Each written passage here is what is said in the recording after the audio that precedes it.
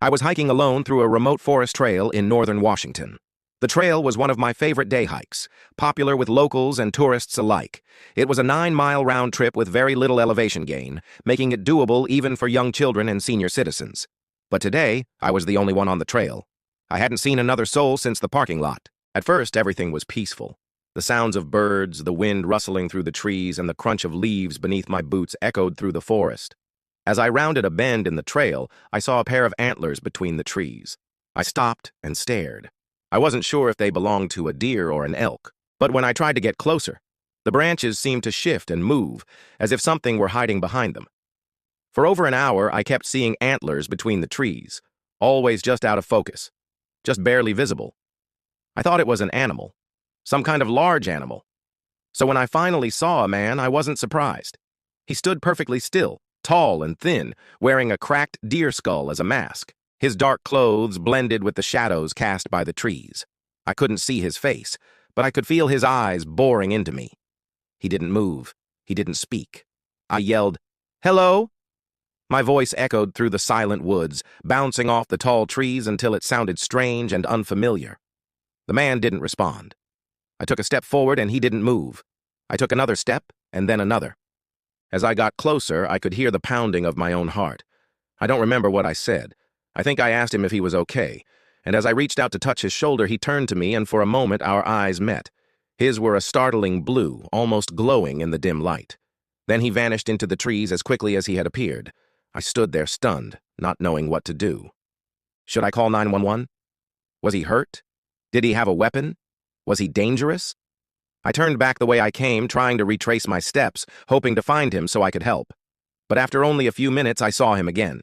He was standing on the trail ahead of me, still as a statue, watching. I froze. There were no footsteps in the dirt behind him, no sound. I couldn't see how he'd gotten there, but I knew he'd been waiting for me.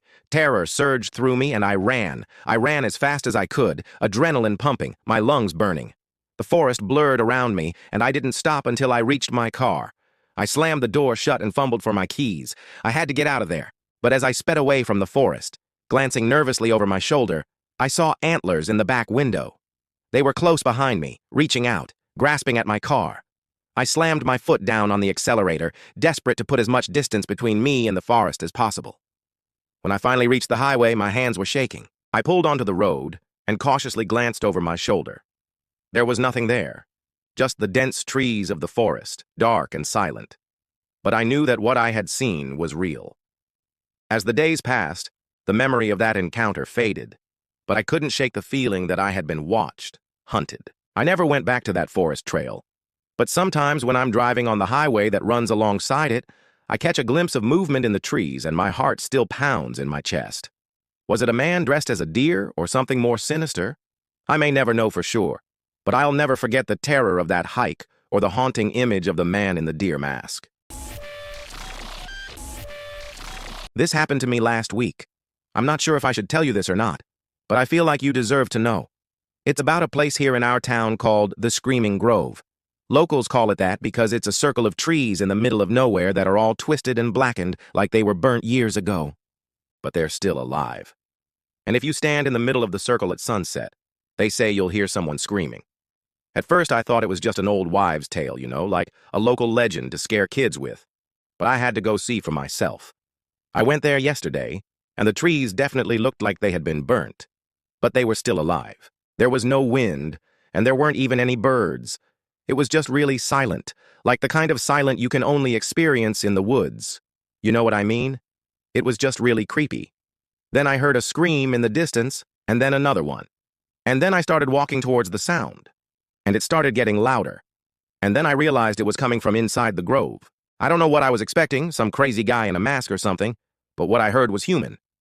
And it sounded like the person was in a lot of pain. I wanted to get out of there, but every direction I walked just seemed to take me further into the grove.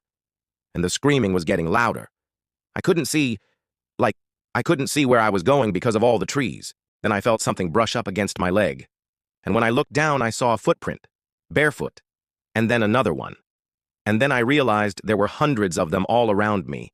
And then I heard the voice behind me. I turned around, but it was too late. The guy was right behind me and he was smiling. He said, "You're part of it now." And then everything went black. I woke up outside the grove this morning, face down in the dirt, and there were these footprints all around me. Bare footprints. I tried to call 911, but my phone was dead. I don't know how long I was out there, but eventually I got myself together and I walked back into town. I told my mom what happened, but she just thinks I'm making it up. She said I probably just, tripped and hit my head and imagined the whole thing. But I swear it's real. I mean, I know it sounds crazy, but I think something happened to me. Maybe that place, maybe the grove, maybe it's cursed or something. Because I keep having these flashbacks to being there and it's driving me crazy. I haven't slept in days. And last night I found more footprints in the dirt outside my house. Bare footprints. And I know it sounds stupid, but I think whoever or whatever was in that grove with me is following me now. I don't know what I did to upset them. I didn't even do anything. I walked into the woods and now I'm cursed. Or maybe we all are. Maybe that's why the locals call it the Screaming Grove. Maybe whoever built this town used it to sacrifice people. I don't know. I just feel like something isn't right. Well, anyway, if you see a tall, skinny guy with dirt on his clothes and bare feet, don't talk to him. Okay. And if you see a circle of burnt trees in the middle of nowhere, don't go near it, especially if you're alone. Don't go near it. That's creepy. Now, with that out of the way, let's get to the scary part. Me and my friend Jamie had been hiking that route for years. We knew every rock, every path. So we were very confused when we found a cabin deep in the forest that had never been there before. It looked old but clean, like someone had just built it and then abandoned it. Jamie insisted we go inside. I was scared, but curiosity got the better of me. It was furnished. The lights worked. It smelled like fresh wood. On the wall was a coat rack with 2 hooks, and on the other wall were 2 photos. One showed Jamie and I standing outside the cabin. The other showed us sitting inside the cabin, but in both photos, we were much younger. I looked closer. In one of them, I had a scar on my cheek. I'd never had that scar. Suddenly, we heard footsteps upstairs. Jamie and I looked at each other. Should we go up and check? What if someone was living in the cabin? Who put those pictures up? Was this some kind of trap? Jamie wanted to go check it out, but I was too scared. So we decided to come back the next day and bring a gun. Yeah, that's how normal an occurrence this is for my friend Jamie. When we got back the next day, the cabin was gone. It was like it had never been there. No trace of it remained except for the 2 photos. We took them down and examined them more closely. They were Polaroids. The photo paper was still warm. I could feel the energy from the flash still lingering on my skin. I looked at Jamie. He looked at me. We both took a step back.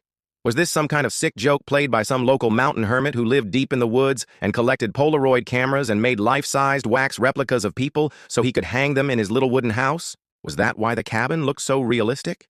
Because it was meant to lure unsuspecting hikers off the trail and into his lair of loneliness? But then what happened to them? Did he kill them? Did they just vanish like the cabin? Then I noticed something strange about the photos. I focused my eyes on the trees behind me and Jamie in the pictures. In both of them, the trees were different. They weren't the same as the trees behind us here. I turned around slowly. Behind me were the trees from the picture. They were identical. I walked between them and felt the bark with my fingers. Each tree had 2 sets of markings, light and dark. The light ones matched the trees in the photo taken from inside the cabin. The dark ones matched the trees in the photo taken outside the cabin. I think we found our way back to that cabin that night because we were both too afraid to hike back to the car in the dark. We stayed in a small cave near where the cabin had been. Halfway through the night, we heard footsteps near the cave. Big, heavy footsteps. We huddled together, shivering, not daring to move or make a sound. Then the footsteps moved away and we heard a low voice. It said, "Wrong turn, wrong turn." And then it was gone. In the morning, we got out of the cave and found huge footprints in the dirt. They were unlike any human footprints I've ever seen. The big toe was webbed like a duck's foot. We took a few steps back. Those footprints led to the spot where the photos had been nailed to the cabin, but the photos were gone. Whoever had been there after us had taken them. We didn't find another cabin, but we did find the biggest tree. It had the light markings like the trees in the photo. I stood back and looked at it. My mind was blown. This was no ordinary tree. It was a portal to another time. Maybe the cabin wasn't a cabin, but a doorway. And the photos were warnings from the past, showing us what would happen if we dared to cross the threshold. Me and Jamie have never gone back.